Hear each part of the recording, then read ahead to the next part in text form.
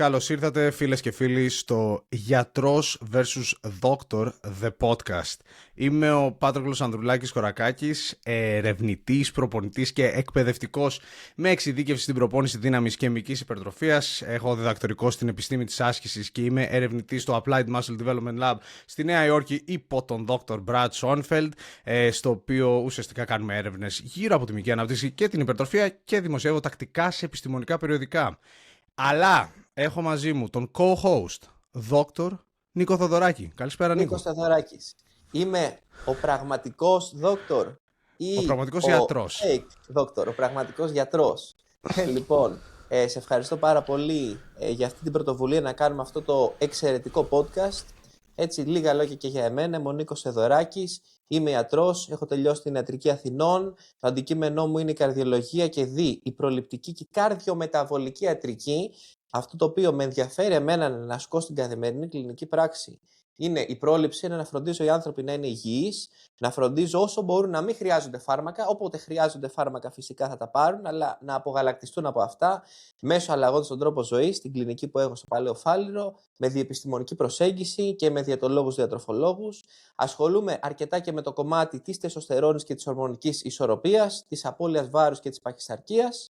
Και έχω αρκετές δημοσιεύσεις, είμαι editor σε διεθνή επιστημονικά περιοδικά και reviewer και στη φάση αυτή γράφω και το πολυπόθητο βιβλίο, το τελειώνω για το Testosterone Replacement Therapy, για το TRT με τη Springer, είναι στα τελειώματα, θα υποβληθεί αυτό τον μήνα και θα περάσει peer review. Λοιπόν, συγχαρητήρια. Είμαστε έτοιμοι να ξεκινήσουμε. Ακριβώς. Λίγα λόγια για το podcast. Το πρώτο, ναι, ακριβώς. Να πω μία μικρή σούμα για προφανώς αυτούς που ακούνε το επεισόδιο για πρώτη φορά. Αν έχετε ακούσει άλλο επεισόδιο από αυτό το podcast, είναι λίγο δύσκολο γιατί είναι το πρώτο, οπότε κάτι πρέπει να κοιτάξετε. Μπορεί να έχετε δει κάποιο όνειρο με ιατρό να μιλάει και εμένα μαζί. Είναι το πρώτο επιστημονικό podcast στην Ελλάδα για υγεία και γυμναστική, στο οποίο ουσιαστικά θέλουμε να σας προσφέρουμε απλές, τεκμηριωμένες συμβουλές για μυϊκή ανάπτυξη, χάσιμο λίπους, υγεία και ευεξία, βασισμένες στα πιο πρόσφατα επιστημονικά δεδομένα.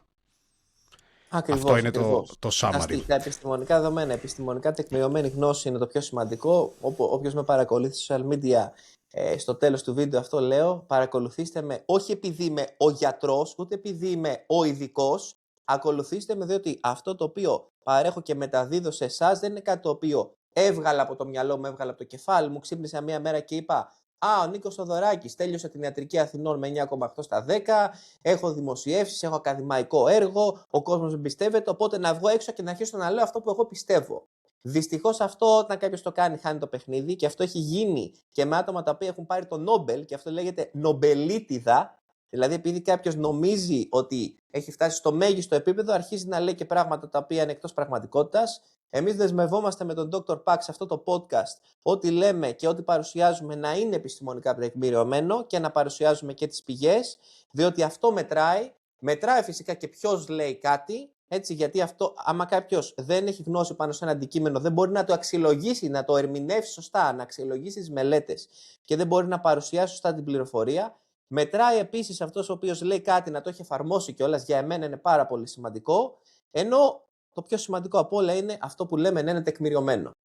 Ακριβώς. Και αυτός και είναι ο στόχος μας εδώ. Δηλαδή θέλουμε να καλύψουμε πάρα πολλά θέματα τα οποία αφορούν τον μέσο άνθρωπο και ουσιαστικά να σπάσουμε πολλούς μύθους που υπάρχουν και αποτρέπουν πολύ κόσμο από το να βελτιώσει σημαντικά την υγεία του και να κάνει αλλαγές στο lifestyle του, οι οποίες μπορούν όχι απλά να βελτιώσουν την ποιότητα της ζωής του, αλλά να αυξήσουν και το πόσο θα ζήσει.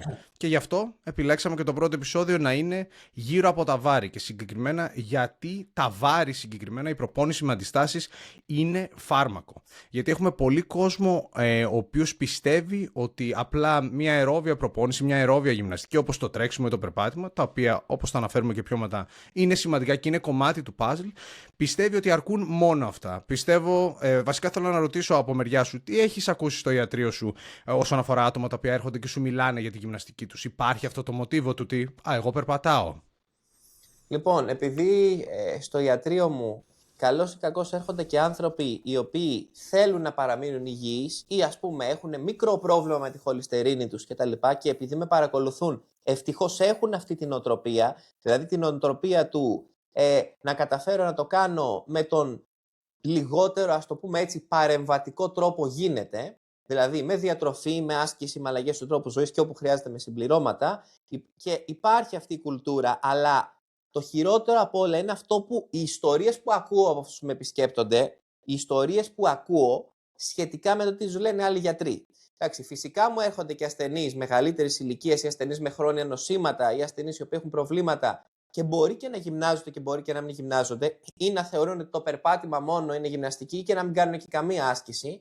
Έτσι, αυτή είναι και αυτό μία κατηγορία, αλλά τουλάχιστον το 50% των ατόμων που έρχονται στο ιατρείο μου έχουν κάποια ιδέα και επαφή με τη γυμναστική και με τις αντιστάσεις, είτε είναι υγιείς είτε δεν είναι. Το χειρότερο, όπως είπα, είναι το τι λένε οι γιατροί, που σε πολλές περιπτώσεις, και δεν σου μιλάω τώρα για τα άτομα που θα έρθουν στο ιατρείο μου, τα οποία θα έχουν προβλήματα υγείας, που πόσο μάλλον ας πούμε, να έχουν πέσει κάτι με την καρδιά τους και κάποια δικαιολογημένη φοβία να υπάρχει, που δεν είναι πολλές φορές, δεν είναι δικαιολογημένη, αλλά αυτό είναι ένα άλλο αντικείμενο, δηλαδή καρδιά και βάρη, που καλό θα ήταν να το σχολιάσουμε κάποια στιγμή. Έρχονται υγιέστατα άτομα για τα οποία δεν θα πρέπει να υπάρχει καμία ανησυχία και τους λένε καρδιολόγοι. Μην κάνεις βάρη, θα καταστρέψει την καρδιά σου. Τους λένε ορθοπαιδικοί. Μην κάνεις deadlift και καθίσματα, θα καταστρέψει τις αρθρώσεις του. Τους λένε, έχεις μια μικρή διαφυγή στη βαλβίδα, κάτι το οποίο μπορεί να είναι απολύτως φυσιολογικό και πολύ συχνό φαινόμενο, κάτι το οποίο και εγώ ίδιος έχω, έχει πάρα πολλοί κόσμος, άνευ σημασίας ας πούμε, και τους λένε μην κάνεις βάρη, θα καταστραφείς, θα καταλήξεις στο χειρουργείο. Και καλός ή κακός, αυτά τα πράγματα υπάρχουν ακόμα και συμβαίνουν. Δυστυχώς, ο Αναστάσιος Φιλίππου, ο καθηγητής στην ιατρική σχολή, με το Exercise Medicine έχει φέρει το Exercise Medicine στην Ελλάδα και γενικότερα προσπαθεί να προωθήσει την άσκηση ως φάρμακο. Έρχονται και συνεργασίες ανάμεσά μας σύντομα και υπάρχουν επιστήμονες οι οποίοι προσπαθούν να φέρουν την άσκηση ως θεραπεία, τη λεγόμενη θεραπευτική άσκηση. Απλά αυτό που λείπει από πολλούς γιατρούς και ιδίως μεγαλύτερης ηλικίας είναι να καταλάβουν τη δύναμη που έχουν οι ασκήσεις με αντιστάσεις ως πραγματικό φάρμακο. Exercise medicine.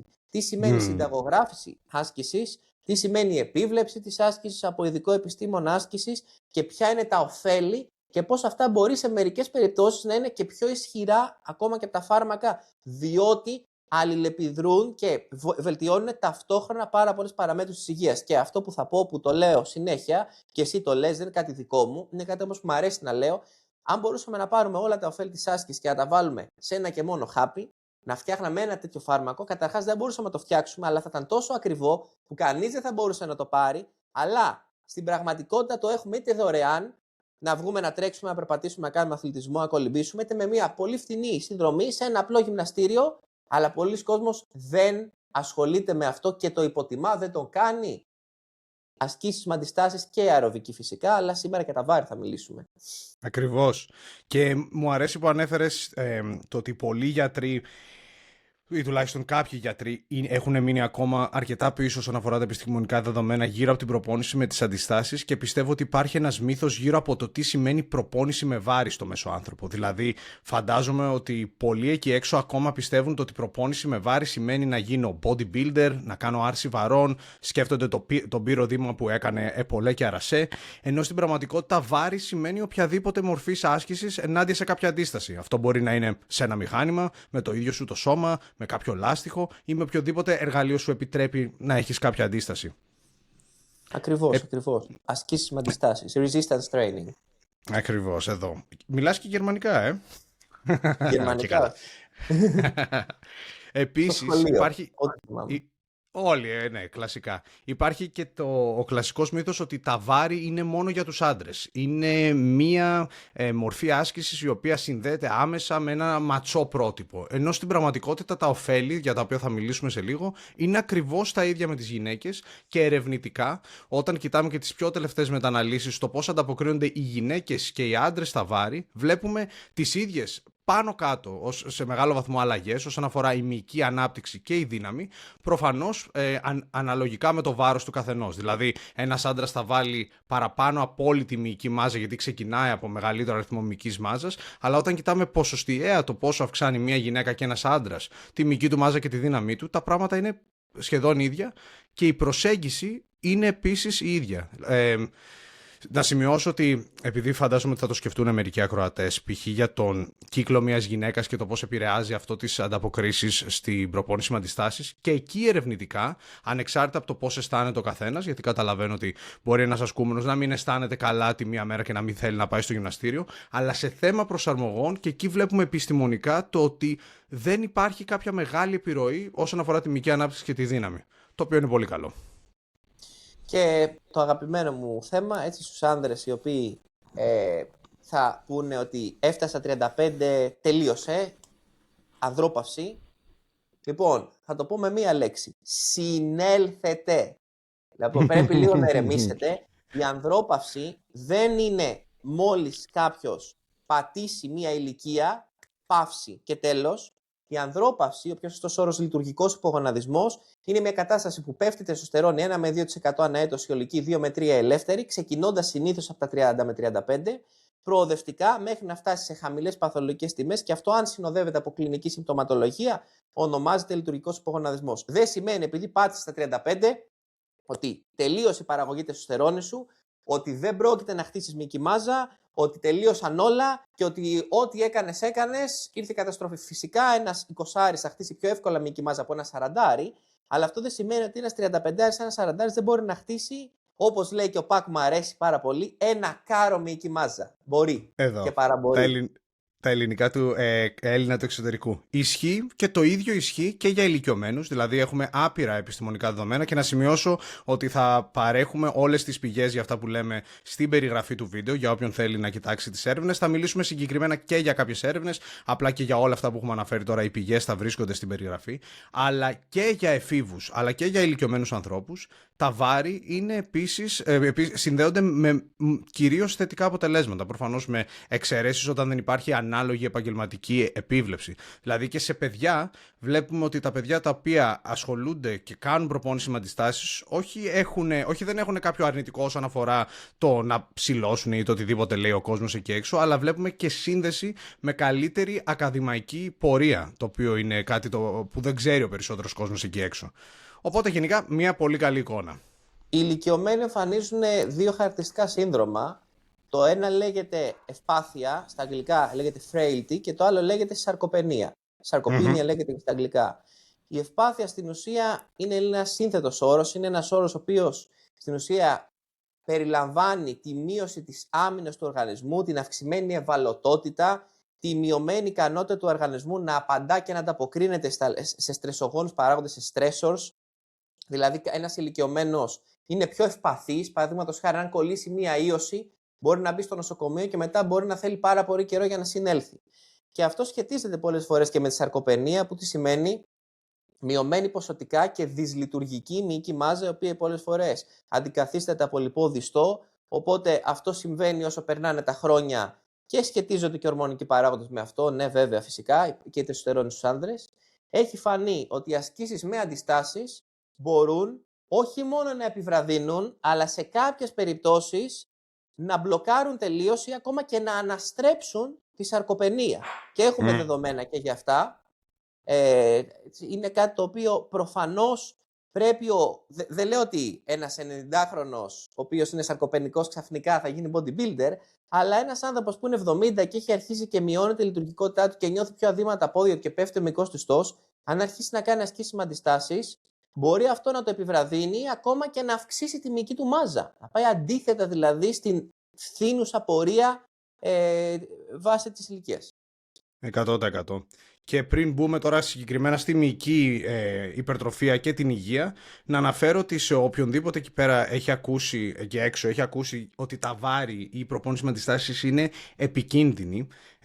Αν κοιτάξουμε τους τραυματισμούς σε αθλήματα όπως το bodybuilding, το powerlifting ή την άρση βαρών, στα οποία βλέπουμε ασκούμενους να σηκώνουν βαριά φορτία πολύ συχνά, σχεδόν ίσως και 5 με 6 φορές τη βδομάδα, βλέπουμε τραυματισμούς περίπου 4 με 5 φορές λιγότερους από ότι σε ένα άθλημα όπως το ποδόσφαιρο. Που ο μέσος άνθρωπος εκεί έξω, όταν του λες ή σου λέει το παιδί σου θα πάω να παίξω ποδόσφαιρο, δεν σκέφτεσαι πρόσεχε μην τραυματιστείς, αλλά εάν σου πει θα πάω να κάνω βάρη, το κλασικό που μου έλεγαν και εμένα οι συγγενείς μου όταν τους έλεγα ότι ξεκίνησα να κάνω βάρη, πάντα το πρώτο πράγμα που λέγανε δεν ήταν μπράβο, πήγαινε γερά, σου λέγανε πρόσεχε τη μέση σου όμως, πρόσεχε μην χτυπήσεις. Το οποίο είναι κάτι που και ερευνητικά βλέπουμε ότι η προπόνηση με αντιστάσεις συγκεκριμένα για τον πόνο, τις αρθρώσεις, την οστεοαρθρίτιδα, σωστά στα ελληνικά. Ναι. Είμαι ωραίος. Βλέπουμε ότι όχι απλά δεν αυξάνουν το ρίσκο, αλλά το μειώνουν και βελτιώνουν γενικά την ποιότητα ζωής και την ποιότητα των αρθρώσεων. Εκεί ήθελα να το πάω και εγώ, με πρόλαβες, το πάω να βήμα παραπέρα, δηλαδή αυτός το χρόνιο σφυϊκό άλγος, η χρόνια σφυαλγία, η μυϊκή πόνη, τα πιασίματα, οι κράμπες, όλα αυτά με τις ασκήσεις αντιστάσεις, δηλαδή οι καθημερινοί μικροτραυματισμοί ή μικροπιασίματα, έτσι να το πω απλοϊκά, έτσι για τον απλό κόσμο, μπορεί κάποιος να γλιτώσει από αυτά και να μειωθεί η πιθανότητά του, εάν έχει μία σωστή, δομημένη λειτουργία και φυσιολογία του μυοσκελετικού συστήματος, με όλους τους μύες να είναι σε μια ισορροπία και σε μια αρμονία, με σωστή στάση του σώματος και εννοείται να γυμνάζουν όλες τις μυϊκές ομάδες. Δηλαδή δεν μπορεί κάποιος να γυμνάζει μόνο τον τετρακέφαλο και να μην γυμνάζει τους οπίσιους μοιραίους ή να γυμνάζει μόνο το στήθος και να μην γυμνάζει την πλάτη, διότι έτσι, για να έχεις τα μέγιστα ωφέλη στην υγεία σου και όχι μόνο στην εμφάνιση σου και στη συμμετρία σου, θα πρέπει συμμετρικά να γυμνάζονται όλες οι μυϊκές ομάδες και να υπάρχει μια ισορροπία. Έτσι θα είσαι πολύ πιο λειτουργικός, έτσι και πολύ πιο υγιής. Φαντάζομαι τώρα ότι μερικοί από εσάς μπορεί να σκέφτεστε ότι καλά όλα αυτά και φαντάζομαι γιατρέ και δόκτωρ θα μας πείτε και άλλα πολλά θετικά, αλλά δεν έχω χρόνο για να κάνω γυμναστική. Το σοκαριστικό που θα σας αποκαλύψουμε προς το τέλος του επεισοδίου είναι το πόσο λίγο χρειάζεται να κάνεις πραγματικά για να δεις όχι απλά κάποιες αυξήσεις, αλλά σημαντικές αυξήσεις και σε μυϊκή μάζα και δύναμη. Οπότε ας περάσουμε στη μυϊκή μάζα, θαρώ. Γενικά, και εδώ τώρα θα κάνω πάσα στον πραγματικό γιατρό, οι μύες ως μεταβολικό όργανο, ποια είναι κάποια από τα βασικά ωφέλη τους? Λοιπόν, ο μυς, έτσι, στην ουσία υπάρχουν 3 είδη μυών στον ανθρώπινο οργανισμό. Υπάρχει ο γραμμωτός μυς, ο σκελετικός, υπάρχει ο γραμμωτός μυς, ο καρδιακός και υπάρχουν και οι λίμιες. Οι μύες είναι αυτοί που, για παράδειγμα, βρίσκονται στο έντερο, παραδείγματος χάρη. Τώρα, εμείς αναφερόμαστε στους γραμμωτούς σκελετικούς μύες. Ο μυς είναι ένα όργανο το οποίο στην ουσία χρησιμοποιεί ενέργεια, όπως όλος ο οργανισμός με τη μορφή ATP, για να παράξει έργο. Αυτό το ATP από πού προέρχεται? Αυτό το ATP προέρχεται είτε από γλυκόζη, είτε από λιπαρά οξέα, αναλόγως τώρα αν είμαστε σε ηρεμία, αν ασκούμαστε και ποια είναι η ένταση της άσκησης, και μπορεί σε κάποιες περιπτώσεις να χρησιμοποιεί φυσικά και αμινοξέα ο μυς. Άρα καταλαβαίνει κάποιος με απλά λόγια ότι ο μυς είναι σαν ένα σφουγγάρι, να το πω έτσι και απλά, που μπορεί να χρησιμοποιήσει και να απορροφήσει γλυκόζη, και είναι τεκμηριωμένο από πολλές μελέτες και μεταναλύσεις ότι η προπόνηση με αντιστάσεις και η αύξηση της μυϊκής μάζας οδηγεί σε βελτίωση της ευαισθησίας στην ινσουλίνη, οδηγεί σε μείωση της γλυκόζης νηστείας, οδηγεί σε μείωση της γλυκοζηλωμένης αιμοσφαιρίνης, οδηγεί σε μείωση των παραμέτρων όλων του μεταβολικού συνδρόμου, έτσι αύξηση της HDL χολυστερόλης, μείωση των τριγλικεριδίων, μείωση της αρτηριακής πίεσης, μείωση της περιμέτρου μέσης. Άρα βελτιώνεται όλη η μεταβολική υγεία. Εννοείται ότι εκτός από την μεταβολική υγεία, είναι άμεσο και επόμενο, βελτιώνεται και η καρδιομεταβολική υγεία, που είναι και το αντικείμενό μου. Τι σημαίνει καρδιομεταβολική υγεία? Η αλληλεπίδραση μεταξύ μεταβολισμού και καρδιάς, διότι το μεταβολικό σύνδρομο και τα μεταβολικά νοσήματα είναι από τις κυριότερες αιτίες καρδιαγγειακών νοσημάτων. Άρα κάποιος, βελτιώνοντας το μεταβολισμό του και τους παράγοντες καρδιαγγειακού κινδύνου, θα έχει μειωμένο κίνδυνο χαρακτηριστικά, ας πούμε, για στεφανία νόσο ή μειωμένο κίνδυνο για καρδιακή ανεπάρκεια. Οπότε, μιλάμε για ένα όργανο το οποίο είναι εντόνως μεταβολικά δραστήριο, όπως φυσικά και ο εγκέφαλος είναι εντόνως μεταβολικά δραστήριος, όπως φυσικά και η νεφρή είναι, αλλά και ο μυς είναι. Οπότε, όσο περισσότερη μυϊκή μάζα έχεις και τόσο υψηλότερες καύσεις, έχεις και υψηλότερο βασικό μεταβολισμό. Και εν τέλει, όσο αστεία και αν φανεί, μπορεί κάποιος να τρώει και παραπάνω. Δηλαδή, άμα πάρεις παραδείγματος χάρη τον Ρόνι Κόλμαν και πάρεις μία γιαγιά 90 χρονών στη μονάδα εντατικής θεραπείας και τους μετρήσεις το βασικό μεταβολισμό, πόσες φορές πιστεύει κάποιος διαφορά θα έχουνε? Πάνω από 4 φορές διαφορά θα έχει ο βασικός μεταβολικός ρυθμός του Ρόνι Κόλμαν στο πικ του από της γιαγιάς. Πάνω από 4 φορές. Άρα τι σημαίνει αυτό? Ότι μπορεί να τρώει τετραπλάσιο φαγητό και βάλε. Μπορεί να είναι και πολύ παραπάνω. Από τη γιαγιά σίγουρα. Να σημειώσω βέβαια ότι επειδή πολλοί ακούν ότι η αύξηση μυϊκής μάζας θα σου αυξήσει και το μεταβολισμό σε ένα σημείο το οποίο δεν... Δηλαδή ακούει ο κόσμος για τον Michael Phelps, ας πούμε, ή τον Eddie Hall και σου λένε αυτοί τρώνε 10.000 θερμίδες τη μέρα. Αλλά στην πράξη, αν βάλεις αρκετά μυϊκά κιλά, θα δεις μια αύξηση σημαντική της τάξης των 300 ίσως και 400 θερμίδων μετά από πολλά χρόνια γυμναστικής, αλλά δεν είναι ένα εισιτήριο, ας πούμε, στην παμφαγία το να βάλεις μυϊκή μάζα. Πολύ σωστή παρατήρηση, και ο λόγος που ο Michael Phelps καίει πολλές θερμίδες, εκτός ότι παίζει ρόλο και η γενετική, έχουν υποθεί πολλά. Έχουν υποθεί και για το καφέ Θεό λιποδιστό, έχουν υποθεί διάφορα. Είναι ότι καίει πάρα πολλές θερμίδες μέσα στη διάρκεια της ημέρας λόγω της πάρα πολύ έντονης προπόνησης. Οπότε είναι εκ των πραγμάτων. Δεν είναι λόγω του μυϊκού της του. Πιο πολλές θερμίδες μπορεί να έτρωγε ο Michael Phelps από έναν μέσο Έλληνα bodybuilder, παραδείγματος χάρη, μέσα στην ημέρα. Άρα δεν σημαίνει ότι ο Phelps έχει μεγαλύτερο μυϊκό ιστό. Δεν είναι οι θερμίδες και το πόσο μπορούμε να φάμε. Δεν είναι μόνο αποτέλεσμα του της μυϊκής μας μάζας, είναι αποτέλεσμα πολλών παραγόντων. Του φύλου μας, της ηλικίας μας, της ορμονικής μας ισορροπίας, της γενετικής μας, των πόσων θερμίδων καίμε μέσα στην ημέρα φυσικά. Οπότε προφανώς το να κάνει κάποιος γυμναστική δεν του δίνει το ελεύθερο, όπως είπε και ο Πακ, να τρώει όσο θέλει, αλλά σίγουρα θα μπορεί να τρώει παραπάνω. Και αυτό παραπάνω θα πρέπει να το αξιοποιήσει. Αυτές οι παραπάνω θερμίδες που μπορεί να καταναλώσει να είναι σωστές, να είναι σωστή δομική λίθη, να είναι και πρωτεϊνικές σίγουρα.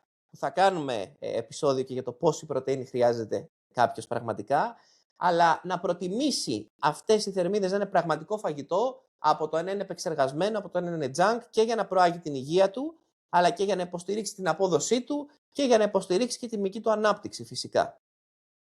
100%.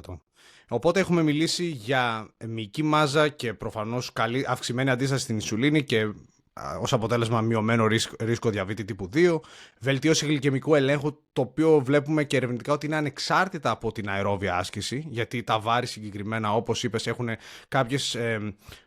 κάποια properties στα ελληνικά, κάποιες ιδιότητες, μπράβο, πάμε. Για όσους δεν ξέρετε, παιδιά, μεγάλωσα στο εξωτερικό, έφυγα από την Ελλάδα στα 12, οπότε συγχωρέστε τις λέξεις που χάνω εδώ και εκεί. Το GLUT4 άμεσα, έτσι. Το GLUT4 είναι ένας μεταφορέας πάνω στην επιφάνεια των μυϊκών κυτάρων, ο οποίος απορροφά τη γλυκόζη, άμα θέλουμε να μπούμε και σε μηχανισμούς, και διάφοροι άλλοι μηχανισμοί τέλος πάντων που δεν χρειάζεται, που έχουν να κάνουν με κοινάσεις, έχουν να κάνουν με επιγενετική. Το αποτέλεσμα που ενδιαφέρει τον κόσμο, διότι αν αρχίσουμε να μιλάμε για μηχανισμούς, θα φύγουν όλοι και θα σταματήσουν να βλέπουν εδώ, είναι ότι το κάνουν τα βάρη ανεξάρτητα από την αερόβια, με διάφορους τρόπους.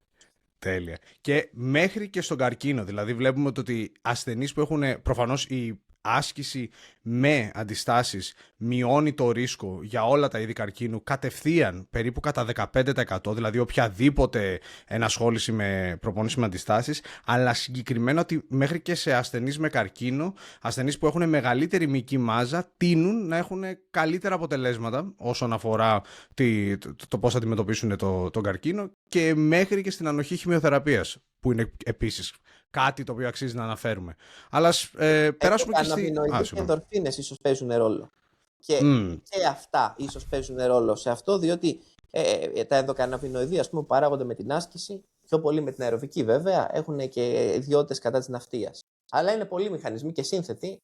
Πάντως, σίγουρα όλοι, έτσι, θα έχουν ωφέλη. Σχεδόν όλοι, εκτός αν κάποιος έχει απόλυτη αντένδειξη για άσκηση, π.χ. έχει μη διορθωμένη τετραλογία Φαλότ, ή έχει, ας πούμε, σοβαρή στένωση αορτικής για τάβη, ή έχει σοβαρή αποφρακτική υπερτροφική μυοκαρδιοπάθεια με συγκοπτικά επεισόδια, ή έχει μπρουγκάντα με ανακοπές. Δηλαδή, εντάξει, υπάρχουν και περιπτώσεις που αντεδείκνυται η άσκηση. Φυσικά δεν λέμε ότι είναι για όλους, αλλά είναι τόσες λίγες αυτές οι περιπτώσεις που, απευθυνόμενοι τώρα στον κόσμο, η πιθανότητα να είναι κάποιος από αυτές, μία από αυτές τις περιπτώσεις, θα το ξέρει, θα το γνωρίζει, θα του έχουν πει σίγουρα. Εδώ θα του έχουν πει να μην κάνει άσκηση, ενώ πρέπει να κάνει άσκηση. 100%. Μ' αρέσει που τα ανέφερες, γιατί ακούω ήδη τον ακροατή να λέει: σίγουρα τα έχω όλα αυτά και γι' αυτό δεν θα πάω γυμναστήριο. Πέρα από την πλάκα όμως. Ακριβώς. Ήθελα να πω ότι ήδη είναι αυτό που είπε στην αρχή, ότι έχουμε αναφέρει κάποια από τα πολύ σημαντικά ωφέλη της αύξησης της μυϊκής μάζας, η οποία θα έρθει ως αποτέλεσμα από την προπόνηση με αντιστάσεις, τα οποία όντως, αν σου έλεγα, λοιπόν, σου έχω ένα χάπι που θα στα δώσει αυτά, φαντάζομαι τώρα άτομα στον κόσμο να πληρώνουν εκατομμύρια για κάτι τέτοιο. Εκατομμύρια. Και την ψυχική υγεία δηλαδή, άμα αναφερθούμε και στην ψυχική υγεία και άμεσα και έμεσα μέσω της αύξησης της αυτοπεποίθησης. Δηλαδή είναι φάρμακο και για τη σωματική, για τη μεταβολική, για την ψυχική, για την καρδιαγγειακή, για τις κακοήθειες, για την άνοια και η αεροβική φυσικά, έτσι, αλλά και αντιστάσεις έχουν συσχετιστεί με μείωση του κινδύνου και για αγκαιακή άνοια και για άνοια Αλτσχάιμερ. Τα λέμε και ποιος ακούει. Ελπίζουμε πολύ και γι' αυτό γίνεται και το πρώτο podcast γύρω από τη γυμναστική και την υγεία και συγκεκριμένα για άτομα τα οποία είναι, ίσως τους ενδιαφέρει και η μυϊκή ανάπτυξη και η δύναμη λίγο παραπάνω.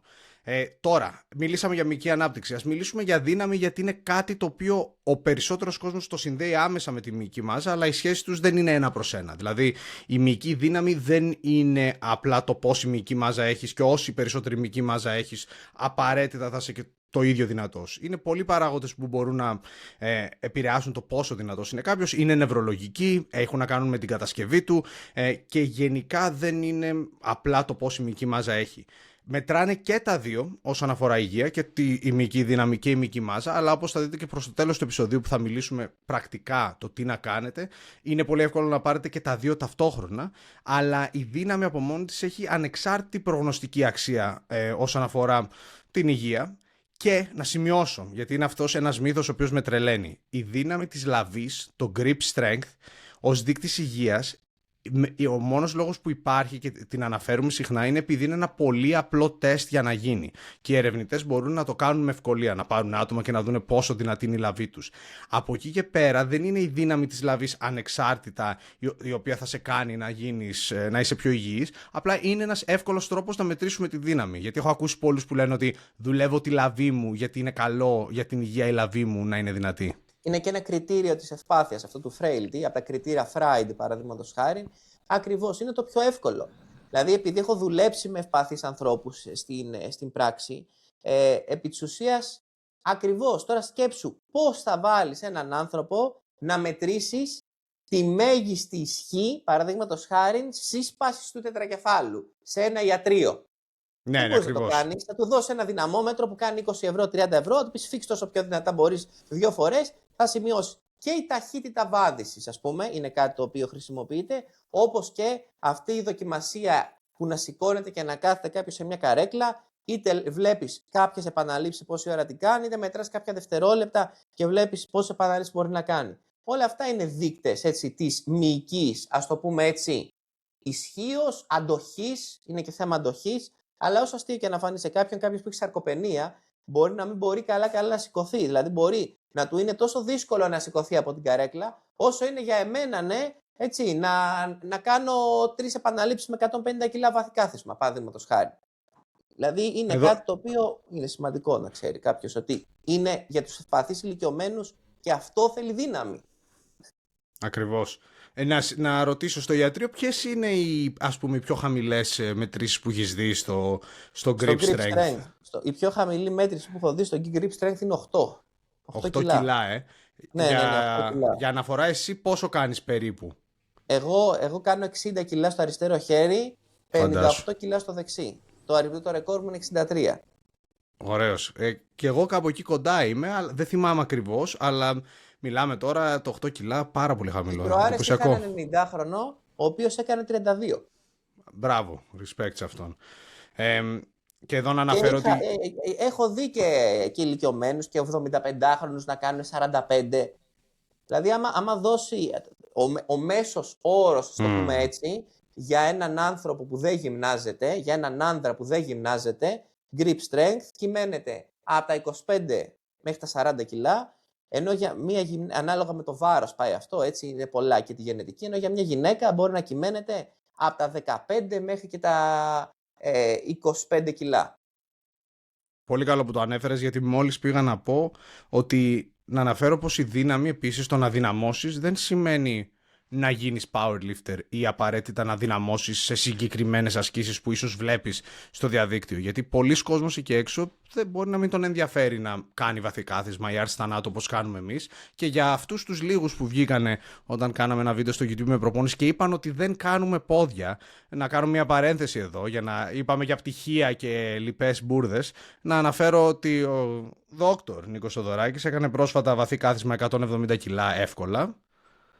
Ναι, έκανα και μάλιστα είχα να κάνω καιρό και έχω περάσει και τραυματισμούς στα πόδια. Οπότε, εντάξει, τα πόδια, εγώ το έχω πει. Για εμένα τα πόδια είναι πιο σημαντική μυϊκή ομάδα, διότι τα πόδια είναι αυτό το οποίο θα σε βαστάει μέχρι τα βαθιά γεράματα όποιοι τα φτάσουμε. Έτσι, και στο χέρι μας είναι να τα φτάσουμε, να κάνουμε ό,τι καλύτερο μπορούμε. Φυσικά δεν μπορούμε να τα ελέγξουμε όλα, λοιμώξεις, ατυχήματα και γονίδια, αλλά το να είσαι λειτουργικός και να μπορείς να περπατήσεις και να στηρίξεις το σώμα σου είναι το πιο σημαντικό από όλα. Τώρα από την άλλη μεριά, κάποιος ο οποίος λέει βαριέμαι να κάνω πόδια, δεν θέλω, πιστέψτε με, εάν ξεκινήσετε να κάνετε και το βάλετε στο πρόγραμμα, ξεκινήσετε να κάνετε τα καθίσματά σας, δεν χρειάζεται να κάνετε 200 κιλά squat, έτσι, και εγώ δεν κάνω. Δεν δουλεύω τη δύναμη. Εγώ δουλεύω υπερτροφία και δουλεύω και επαναλήψεις. Δηλαδή δουλεύω 10-15 επαναλήψεις. Απλώς είπα και εγώ μια φορά να δοκιμάσω τη δύναμή μου. Αν την προπονήσω τη δύναμή μου, θα ανέβει πολύ περισσότερο, όπως ξέρεις εσύ που είσαι ειδικός. Δηλαδή, σκέψου τώρα να κάτσω εγώ και να εστιάσω στη δύναμη και να αρχίσω να σηκώνω βαριά φορτία κτλ. Δεν χρειάζεται να το κάνετε αυτό. Ξεκινήστε να κάνετε 8, 6, 10, 12 επαναλήψεις. Μη φοβάστε δηλαδή ότι θα φορτώσω πάρα πολλά κιλά κτλ. Ξεκινήστε να τα γυμνάζετε. Θα δείτε ότι θα σας αρέσει. Να σημειώσω βέβαια το ότι και οι πολυαρθρικές ασκήσεις όπως το squat με μπάρα, αλλά προφανώς καμία άσκηση δεν είναι υποχρεωτική, και η άρση θανάτου, προφανώς θα γυμνάσουν και τη μέση σου, τους γλουτούς και άλλες πολλές μυϊκές ομάδες οι οποίες θα σε βοηθήσουν άπειρα στην ποιότητα ζωής. Αυτό μια μικρή παρένθεση. Πολύ σωστά. Άρα έχουμε μιλήσει για ωφέλη δύναμης, υπερτροφίας. Μιλήσαμε για τη δύναμη. Τα ωφέλη της δύναμης ποια είναι στην ουσία? Τα ωφέλη της δύναμης είναι ότι κάποιος θα είναι λειτουργικός σε μια κατάσταση που μπορεί να του χρειαστεί. Όσο αστείο και να φαίνεται, μπορεί κάποιος να βρεθεί σε μια κατάσταση που η δύναμη μετράει. Να χρειαστεί κάτι να σπρώξει, να χρειαστεί να σηκωθεί, να χρειαστεί κάτι να ξεκολλήσει. Και αυτό θα φαίνεται όλο και πιο σημαντικό όσο περνάνε τα χρόνια. Μπορεί τώρα να μην είναι σημαντικό, αλλά όταν κάποιος είναι 75, μπορεί η καθημερινότητά του να είναι πολύ πιο απλή και πολύ πιο εύκολη, έχοντας αυξημένη δύναμη. Άρα η δύναμη δεν είναι μόνο για τα ρεκόρ. Εντάξει, το αν εγώ θα κάνω 170, 220 κιλά μεθαύριο ή 240 ή οτιδήποτε στα squat δεν μου αλλάζει κάτι στην καθημερινότητά μου, κακά τα ψέματα, και απλά κυνηγάς νούμερα, όπως και στο powerlifting κυνηγάς νούμερα, αλλά το να αυξήσει κάποιος τη δύναμή του από εκεί που δεν γυμνάζεται, έτσι, και δεν την ασκεί, ας το πούμε έτσι, τη δύναμή του, θα δει πάρα πολλά ωφέλη και στη λειτουργικότητά του καθημερινά. Ακριβώς. Και ένα από τα πιο μεγάλα ωφέλη της προπόνησης δύναμης, το οποίο δεν αναφέραμε ακόμα, είναι και η οστική πυκνότητα. Ότι η προπόνηση με αντιστάσεις και ειδικά με πιο βαριά φορτία θα ουσιαστικά, σε πολύ απλά λόγια, θα δυναμώσουν τα κόκαλά σου και θα σε προστατέψουν όταν μεγαλώσεις από σημαντικούς τραυματισμούς που μπορούν να σου καταστρέψουν τη ζωή κυριολεκτικά. Δηλαδή μια πτώση σε έναν ηλικιωμένο ο οποίος έχει χαμηλή οστική πυκνότητα μπορεί όχι απλά να τον τραυματίσει για κάποιο καιρό, για κάποιες εβδομάδες, μπορεί να του καταστρέψει τη ζωή. Και βλέπουμε επιστημονικά, δηλαδή βλέπουμε ότι η χαμηλή δύναμη σχετίζεται σημαντικά με αυξημένο κίνδυνο θανάτου, ανεξάρτητα από την αερόβια φυσική κατάσταση και μέχρι και τη μυϊκή μάζα. Και όταν μιλάμε για τα πόδια που ανέφερες και εσύ πολύ σημαντικά, η δύναμη των κάτω άκρων συγκεκριμένα μπορεί να μειώσει τις πτώσεις, τους σημαντικούς τραυματισμούς από πτώσεις μέχρι και 23%, που είναι η νούμερο 1 αιτία τραυματισμού σε άτομα 65 συν. 65 και χρονών όχι μόνο να τη και πάνω. μειώσει, αλλά αν πέσει κάποιος, να μπορέσει να πέσει καλύτερα και να μπορέσει να έχει και ένα μαξιλαράκι, έτσι ώστε να μειωθεί ο κραδασμός. Χαρακτηριστικά μια γυναίκα η οποία έχει οστεοπενία και είναι μετά τα 65-70, το συχνότερο κάταγμα από πτώση εξιδίου ύψους, ένα από τα συχνότερα στεοπορωτικά κατάγματα, είναι το υποκεφαλικό κάταγμα ισχύου. Είναι ένα κάταγμα το οποίο μπορεί να επηρεάσει πολύ την ποιότητα ζωής και μάλιστα σε πιο ηλικιωμένες γυναίκες μπορεί να είναι και η αρχή ενός καταράκτη που να οδηγήσει τελικά στο θάνατο. Διότι θα πέσει, θα χτυπήσει, θα το σπάσει, θα μπει στο χειρουργείο, θα νοσηλευτεί, θα βγει, θα πάθει λίμωξη. Αν έχει και ευπάθεια, θα αρχίσει το ένα, θα φέρνει το άλλο, αλλά μπορεί να είναι σε μια μέτρια λειτουργική κατάσταση και ξαφνικά να καταλήξει μέχρι και να χάσει και τη ζωή της. Όχι απαραίτητα από το ίδιο το σπάσιμο, αλλά από όλα αυτά που θα φέρει μετά. Άρα φροντίζουμε και για να μειωθεί η πιθανότητα πτώσης και έτσι ώστε αν πάμε να πέσουμε, να μπορέσουμε να πέσουμε πιο μαλακά ή πιο ελεγχόμενα, να έχουμε την δυνατότητα να πέσουμε πιο σωστά, αλλά και αν πέσουμε κάτω να έχουμε και τον μη, ας πούμε, ο οποίος θα παρέχει ένα, ας το πω έτσι, μαξιλαράκι που θα μειώσει την επίπτωση που θα έχει όλη αυτή η πτώση. Ναι. Και αυτό ήταν και ένα τρομερό segue στα μοναδικά ωφέλη που έχει η προπόνηση με αντιστάσεις, σε αντίθεση μόνο με την αερόβια. Δηλαδή, προφανώς ένα disclaimer εδώ, δεν είναι βάρη εναντίον κάρντιο ή βάρη εναντίον αερόβιας, αλλά υπάρχουν κάποιες ιδιότητες της προπόνησης με αντιστάσεις που τις δίνουν, που κάνουν αυτή την προπόνηση μοναδική. Μία από αυτές τις ιδιότητες είναι η οστική πυκνότητα. Δηλαδή η μηχανική φόρτιση είναι ισχυρότερο ερέθισμα για τα οστά. Όπως είπε και ο γιατρός πριν, έχουμε και το βασικό μεταβολισμό που και οι περισσότερες θερμίδες, προφανώς με κάποιους αστερίσκους, δεν θα καίσεις 10.000 θερμίδες τη μέρα. Και είναι σημαντικό μια πολύ μικρή παρένθεση, γιατί τελευταία διαβάζω αρκετά για το μεταβολισμό, ότι πρόσφατα βλέπουμε και αρκετά δεδομένα που μιλάνε για το, ουσιαστικά στα αγγλικά λέγεται Constrained Model of Energy, ένα μοντέλο που προσπαθεί να εξηγήσει το πώς και ενέργεια ο οργανισμός όταν κάνεις διάφορες μορφές άσκησης. Όταν κοιτάμε αερόβια άσκηση συγκεκριμένα, φαίνεται ότι μετά από ένα σημείο, ειδικά εάν κάνεις την ίδια άσκηση συνέχεια, και λιγότερες θερμίδες από ό,τι προβλέπουν οι περισσότερες εξισώσεις και τα μοντέλα, ενώ αυτό δεν ισχύει το ίδιο στην προπόνηση με αντιστάσεις. Μικρός αστερίσκος αυτός, γιατί μιλάμε τώρα για τρελά επίπεδα άσκησης. Για τον μέσο άνθρωπο ίσως να μην ισχύει τόσο πολύ. Από και εκεί στην πέρα ηρεμία όμως, λιγότερο, ναι. Και στην ηρεμία μετά λιγότερο, ακριβώς. Και στην ηρεμία. Sorry, ναι, για πες. Αυτό ήθελα, πρέπει να το διευκρινίσω, ότι και στην ηρεμία λιγότερο, ναι. Ναι. Και επίσης είναι και η σύσταση σώματος. Δηλαδή τα βάρη, επειδή θα αυξήσουν τη μυϊκή μάζα, ακόμα και σε έλλειμμα, ειδικά αν είσαι αρχάριος ή δεν έχεις πολλή εμπειρία, είναι κάτι το οποίο η αεροβική προπόνηση, ναι, προφανώς, αν δεν έχεις γυμναστεί ποτέ, το να κάνεις οποιαδήποτε γυμναστική μπορεί να σου δώσει ένα μικρό όφελος στην αύξηση μυϊκής μάζας, αλλά η σωματική σου σύσταση και εμφανισιακά για το φαίνεστε μόνο, που πολλοί το θέλουν και πρέπει να το αναγνωρίσουμε, αλλά και από άποψη υγείας όσον αφορά τη μυϊκή ανάπτυξη και την υγεία, τα ωφέλη αυτά δεν θα μπορέσεις να τα πάρεις μόνο από την αερόβια γυμναστική. Σωστά. Πολλοί κόσμος νομίζει ότι αν κάνει αερόβια, έτσι, υπάρχει και αντίληψη δυστυχώς ότι μετά από ένα σημείο και έπειτα δεν γκες καθόλου θερμίδες. Λάθος. Και θερμίδες, εννοείται ότι και θερμίδες. Υπάρχουν κάποιοι που νομίζουν και κυκλοφορεί η άποψη ότι άμα τρέχεις στο διάδρομο και κάψεις θερμίδες, ότι δεν γκες καθόλου, δεν έχει νόημα. Φυσικά και θερμίδες.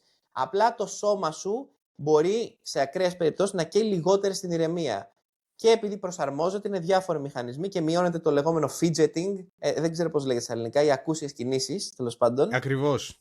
Έτσι. Το έχω διαβάσει και εγώ αυτό αρκετά. Έχω κάνει μια δημοσίευση μάλιστα πάνω σε αυτό, με ένα state of the art review πάνω σε όλο αυτό το θέμα της διαχείρισης. Beyond Calories λέγεται, για ποιος θέλει να το δει. Θα το βάλουμε στην περιγραφή. Οπότε, ναι, φυσικά και κες, αλλά για να αλλάξει η σύσταση του σώματός σου και γενικότερα για να είσαι πιο σφιχτός ή κάποιον που τον ενδιαφέρει να είναι πιο defined, πιο έτσι γραμμωμένος, πώς να το πω, defined, να έχει καλύτερο μυϊκό διαχωρισμό. Καλή γραμμός. Καλή γραμμός, ναι. Λοιπόν, οι ασκήσεις με αντιστάσεις είναι το κλειδί για να αλλάξει η σύσταση του σώματός σου και για να όχι απλά να πέσει ένα νούμερο στη ζυγαριά, αλλά να πέσει πραγματικά το λίπος σου και να βελτιωθεί ο μυϊκός σου ιστός και η υγεία σου φυσικά, που είναι το σημαντικότερο. Ναι. Και είναι κάτι το οποίο το αναφέρω και σε άτομα τα οποία ίσως είναι υπέρβαροι, ίσως έχουν παραπάνω λίπος. Δηλαδή, πάντα αναφέρω το ότι η ενασχόληση, το να ξεκινήσεις να κάνεις προπόνηση με αντιστάσεις, ανεξάρτητα προφανώς, ιδανικά θα κοιτάξεις και το διατροφικό κομμάτι και θα καλύψουμε και πολλά για τη διατροφή και σε επόμενα επεισόδια του podcast. Αλλά μόνο και μόνο το να κάνεις βάρη, ανεξάρτητα εάν αλλάξεις διατροφικές σου συνήθειες, θα έχει ένα μεγάλο θετικό αποτέλεσμα και στην υγεία σου αλλά και στην εμφάνισή σου ως ένα βαθμό. Από εκεί και πέρα, όπως ανέφερες και πολύ περιληπτικά και δεν θα κάνουμε κάποιο deep dive στην ψυχική υγεία, στην προπόνηση με αντιστάσεις, ανεξάρτητα από την αερόβια γυμναστική, βλέπουμε σημαντική μείωση και άγχους και επεισοδίων κατάθλιψης, το οποίο προφανώς, παιδιά, δεν είμαστε ειδικοί ψυχολόγοι, το να δείτε κάποιον επαγγελματία στον τομέα αυτό συνιστάτε αν έχετε όντως κάποιο θέμα, αλλά είναι κάτι το οποίο πρέπει να αναφέρουμε. Και πρέπει να σας το προτείνει ο ψυχολόγος, έτσι, ο ψυχίατρος, συνάδελφος, πρέπει να σας το προτείνει. Σε ένα podcast πρόσφατα που έκανα με τον Χατζημαλωνά, ειδικό ψυχολόγο ψυχοθεραπευτή, επί αυτού αναλύσαμε πολλή ώρα πόσο σημαντικό είναι στη ρύθμιση των ψυχικών νοσημάτων και του στρες οι ασκήσεις με αντιστάσεις, η αεροβική, η άσκηση γενικότερα, ποια είναι η σημασία της και γενικότερα στις αλλαγές στον τρόπο ζωής. Ότι ναι, μεν είναι σημαντικός ο ρόλος του ψυχολόγου, ψυχοθεραπευτή, παύλα ψυχιάτρου κτλ. Αλλά δεν πρέπει να παραμελούμε την αλλαγή του τρόπου ζωής και τα ωφέλη που μπορούμε να πάρουμε από όλα αυτά τα οποία έχουμε δωρεάν και μπορούμε να τα χρησιμοποιήσουμε, τα έχουμε μπροστά μας και πολλές φορές τα αγνοούμε. Αχ, πήγα να δείξω, δεν έχω δυστυχώς. Για όσους βλέπετε, για όσους ακούτε, πήγα να δείξω πίσω μου, αλλά δεν έχω βάρη, έχω ένα διάδρομο. Οπότε καθώς το έκανα, λέω: όχι, δεν έχω βάρη, έχω απλά ένα διάδρομο. Οπότε δυστυχώς τα αστιάκια αυτό δεν δούλεψε. Ναι. Είμαστε δυστυχώς στο Ηνωμένο Βασίλειο και είναι οι μέρες εδώ πέρα που δεν μπορούμε να περπατήσουμε. Το περπάτημα είναι μια μεγάλη μου αγάπη και κάτι πολύ καλό για την υγεία που θα ακούσετε πολλές φορές και σε επόμενα επεισόδια. Αλλά για να κάνουμε μια σούμα και να κοιτάξουμε και λίγο, να κάνουμε ένα zoom out, ένα eagle view, πώς λέγεται, δεν ξέρω, έχασα και τα αγγλικά τώρα. Γενικά. Και να περάσουμε στις πρακτικές συμβουλές που θα σας σοκάρουν εάν δεν έχετε ακούσει αυτές τις πληροφορίες. Και δεν το λέω για το να χτίσω tension και για να συνεχίσετε να ακούσετε, όντως θα σας σοκάρουν. Το χτίσαμε ήδη πολύ ώρα πριν. Το έχουμε χτίσει αρκετά, πιστεύω. Οι επαγγελματίες podcasters. Βλέπουμε ότι με 30 με 60 λεπτά έχουμε 15 με 17% μείωση κινδύνου από θνησιμότητα όλων των αιτίων. Με μόνο 30 με 60 λεπτά προπόνηση με αντιστάσεις, σε μια συγκεκριμένη μετανάλυση που βγήκε πριν νομίζω 4 χρόνια, είδαμε ότι η μεγιστοποίηση της μείωσης του ρίσκου θνησιμότητας από όλες τις αιτίες από την προπόνηση με αντιστάσεις έρχεται περίπου στη 1 ώρα τη βδομάδα. Και γενικά όμως θέλουμε να συνδυάσουμε και αερόβια προπόνηση και βάρη μαζί. Αλλά από τα βάρη μόνο, αν σε ενδιαφέρει μόνο το κομμάτι της υγείας, με περίπου 1 ώρα τη βδομάδα, αλλά μέχρι και με μισή, παίρνεις ουσιαστικά τα περισσότερα πράγματα που μπορείς να πάρεις για την υγεία σου. Τώρα, με 2 με 3 φορές εβδομάδες. Και τώρα μιλάμε όχι μόνο για τον ηλικιωμένο ή για τον μέσο άνθρωπο που δεν έχει ξαναπιάσει βαράκια εκεί έξω. Εμένα το διδακτορικό μου συγκεκριμένα ήταν πάνω στην ελάχιστη αποτελεσματική προπονητική δόση για powerlifters, για πολύ προχωρημένους ασκούμενους που θέλουν να δυναμώσουν. Και έχουμε κάνει πολλές έρευνες γύρω από την ελάχιστη αποτελεσματική δόση σε προχωρημένους ασκούμενους. Άτομα όπως εγώ και ο Νίκος, που μας ενδιαφέρει η γυμναστική με τα βάρη πέρα από την υγεία μας. Μας αρέσει και σαν χόμπι. Και μέχρι και σε αυτούς τους ανθρώπους, 2 με 3 φορές την εβδομάδα στο γυμναστήριο, πάλι περίπου στη 1 ώρα, αρκούν για σημαντικές αυξήσεις σε μυϊκή μάζα. Είχαμε κάνει μια έρευνα το 2021 με περίπου 15.000 συμμετέχοντες, στους οποίους είχαμε κοιτάξει ουσιαστικά ήταν συμμετέχοντες από κάποια γυμναστήρια στην Ολλανδία, μια αλυσίδα γυμναστηρίων, της οποίας το μότο είναι 20 λεπτά προπόνηση με αντιστάσεις τη βδομάδα. Πηγαίνεις δηλαδή εκεί και κάνεις personal training με έναν άνθρωπο, κάνεις 5 μηχανήματα, 5 ασκήσεις, ένα set στην κάθε άσκηση, 4 με 6 επαναλήψεις μέχρι την αποτυχία, και αυτό είναι ουσιαστικά αυτό που κάνεις. Και μετρήσαν τη δύναμή τους για 7 χρόνια. Είχαμε δηλαδή πολλά δεδομένα για πολλά άτομα και για πολλά χρόνια. Και είδαμε ότι μέχρι και 20 λεπτά τη βδομάδα, για 2 χρόνια, αυτοί οι άνθρωποι βλέπαν αυξήσεις, είδαν βασικά αυξήσεις επάνω από την αρχική τους δύναμη κατά 50%, και μετά συνεχίσανε να βλέπουν μικρές αυξήσεις, αλλά προφανώς μόνο 20 λεπτά τη βδομάδα είναι μόνο 20 λεπτά τη βδομάδα. Αλλά γενικά με μόνο 3 με 4 σετ ανά μυϊκή ομάδα τη βδομάδα, και όταν λέω μυϊκή ομάδα εννοώ για την πλάτη, τα πόδια. Προφανώς κάποιες μικρές ομάδες, όσο πιο περίπλοκες θα τις χωρίσεις, ίσως κάνεις την οπίστη αλυσίδα και το μπροστά κομμάτι των ποδιών ξεχωριστά, αλλά περίπου 3 με 4 σετ τη βδομάδα, γύρω στις 5 με 15 επαναλήψεις, κοντά στο σημείο που δεν μπορείς να κάνεις άλλη μια επανάληψη, είναι υπεραρκετά και για τον προχωρημένο ασκούμενο για να δει πολύ σημαντικές αυξήσεις και στη μυϊκή μάζα του και στην υγεία του και στη δύναμή του. Και για να τις διατηρήσει σε κάποιο βαθμό, δηλαδή μπορεί κάποιος να έκανε πολύ περισσότερο προπονητικό όγκο και να τύχει κάποιες εβδομάδες, κάποιο μήνα, κάποιο διάστημα στη ζωή του να μην μπορεί. Εκεί αυτοί οι άνθρωποι πρέπει να ξεχάσουν δεν μπορώ να πηγαίνω 5 στα 7 γυμναστήριο, τέρμα. Πήγαινε 1, πήγαινε 2 φορές, κάνε 1-2 full body ή κάνε ένα upper lower και κάνε 4 με 6 set κοντά στην αποτυχία αναμυϊκή ομάδα. Θα είσαι έτυφωτος καλύτερος και από άποψη υγείας, αλλά και από άποψη μυϊκότητας, δύναμης και εμφάνισης, από το να σταματήσεις εντελώς επειδή δεν μπορείς να κάνεις το 5 στα 7 που κάποτε έκανες. Πάρα πολύ σημαντικό αυτό, έτσι. Ακριβώς. Και είναι κάτι το οποίο λέω πάρα πολύ. Έχω και το βιβλίο μου, το οποίο είναι στα αγγλικά βέβαια, μπορεί να βγει και στα ελληνικά, που είναι γύρω από την ελάχιστη αποτελεσματική δόση, το οποίο θα βγει τον Ιούνιο. trainsmarternotlonger.com για όσους ξέρετε αγγλικά. Αλλά ένα βασικό quote που έχω εκεί μέσα είναι από έναν φίλο, ο οποίος είχε πει «At least I'm doing something». Κάνε τουλάχιστον κάτι. Κάτι είναι πάντα πάρα πολύ καλύτερο από το 0. Δηλαδή αυτό που είπε και ο Νίκος τώρα, το να πας στο γυμναστήριο μία φορά και να πεις ωραία, θα κάνω ένα μηχάνημα για το στήθος, ένα για τα πόδια, ένα για την πλάτη, θα κάνω 1 με 2 σκληρά σετ στο κάθε μηχάνημα, τη βδομάδα που δεν έχεις χρόνο, αυτό ναι, δεν θα σου δώσει το 100% των πιθανών αυξήσεων σε μυϊκή μάζα και δύναμης, αλλά μπορεί να σου δώσει το 30%, το 40%. Εάν σου έλεγα πήγαινε στη δουλειά μισή μέρα το μήνα, δεν θα πάρεις όλο σου το μισθό, αλλά θα πάρεις το 20 με 30%. Δεν νομίζω ότι θα υπήρχε άνθρωπος εκεί έξω που δεν θα πήγαινε εκείνο το μισάωρο. Κι ας ήταν και τη βδομάδα προφανώς. Εγώ, ας πούμε, τις τελευταίες 7 μέρες που δεν πρόλαβα να κάνω όσο προπόνηση θα ήθελα να κάνω κτλ.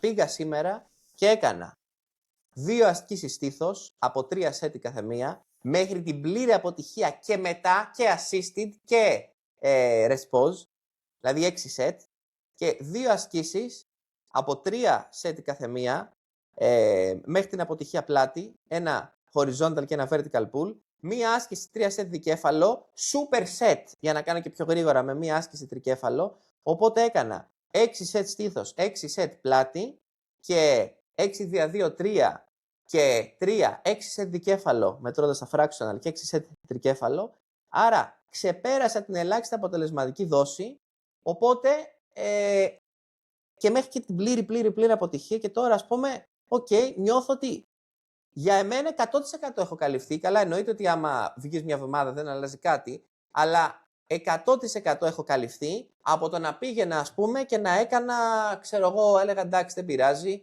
ας πάω να κάνω μία μέρα χέρια και μετά από μια εβδομάδα που δεν πρόλαβα, ας κάνω. Όχι, τα συμπίκνωσα, τα έβαλα μαζί, έκανα ένα upper μέχρι την αποτυχία και έδωσα ένα πάρα πολύ καλό ερέθισμα στον οργανισμό μου. Πολύ σημαντικό αυτό που λες. Το να είσαι μια εβδομάδα λίγο πιο light δεν πειράζει, αλλά μπορεί να σου τύχουν πολλές τέτοιες εβδομάδες από το να πεις δεν πάω προπόνηση ή σκυπάρω. Κάνε κάτι τέτοιο, κάνε μια συμπίκνωση, ας πούμε, 6 σετ. 6 σετ αναμυϊκή ομάδα. Ναι, είναι πολύ σημαντικό για να κρατήσεις να κρατήσεις το momentum, την ορμή ουσιαστικά. Γιατί για εμένα και εσένα είμαστε άτομα που η προπόνηση με αντιστάσεις είναι ίσως και από τα αγαπημένα κομμάτια πολλών εβδομάδων μας. Σίγουρα υπάρχουν εβδομάδες που δεν θέλουμε τόσο πολύ να πάμε στο γυμναστήριο, αλλά θα πάμε. Αλλά για τον μέσο άνθρωπο και έξω και για πολλούς που ίσως ακούτε και έχετε ξεκινήσει, σταματήσατε, ξαναξεκινήσατε και έχετε μπει στο τρυπάκι το ότι ή θα το κάνω με το πρόγραμμα σε εισαγωγικά, είτε δεν θα το κάνω, βγείτε από αυτό το τρυπάκι. Δεν υπάρχουν κανόνες, το σώμα σας δεν ακολουθεί αυτούς τους κανόνες και προγράμματα. Πηγαίνετε στο γυμναστήριο, πιεστείτε και ας κάνετε και 5 βασικά πράγματα. Δεν έγινε κάτι. Ωραία λοιπόν. Οπότε τα πράγματα είναι πολύ απλά. Δεν χρειάζεται ούτε να παρασκεφθείς το πόση προπόνηση θα κάνεις. Τα ωφέλη που έχεις να πάρεις από τα βάρη είναι άπειρα. Δεν υπάρχει κανένας λόγος για να μην κάνεις βάρη. Σε παρακαλούμε και οι δύο να κάνεις βάρη. Είναι πολλά τα ωφέλη υγείας. Είναι από τις σπάνιες αντεδείξεις, απόλυτες αντεδείξεις που θα το γνωρίζεις και θα κάνεις ένα καρδιολογικό έλεγχο πριν πας να κάνεις βάρη, οπωσδήποτε φυσικά. Ακριβώς. Και εννοείται, εδώ φαίνεται και ο πραγματικός γιατρός που σου λέει το disclaimer υγείας, ενώ ο ψεύτικος γιατρός δεν στο είπε. Αλλά γενικά, παιδιά, τα βάρη είναι υγεία, τα βάρη είναι μακροζωία και τα βάρη δεν είναι απλά για το φαίνεστε και για τους bodybuilders και μηχανήματα να κάνετε και με το σώμα σας να κάνετε. Απλά φροντίστε να κάνετε προμόνηση με αντιστάσεις. Σας ευχαριστούμε πολύ που μας ακούσατε. Μπορείτε να βρείτε τα links για τα social μας στην περιγραφή και σας περιμένουμε τον επόμενο μήνα με το δεύτερο επεισόδιο. Stay tuned, κάντε like και follow και ακούστε τον γιατρό και τον δόκτωρ για επιστημονικά τεκμηριωμένη γνώση. Peace!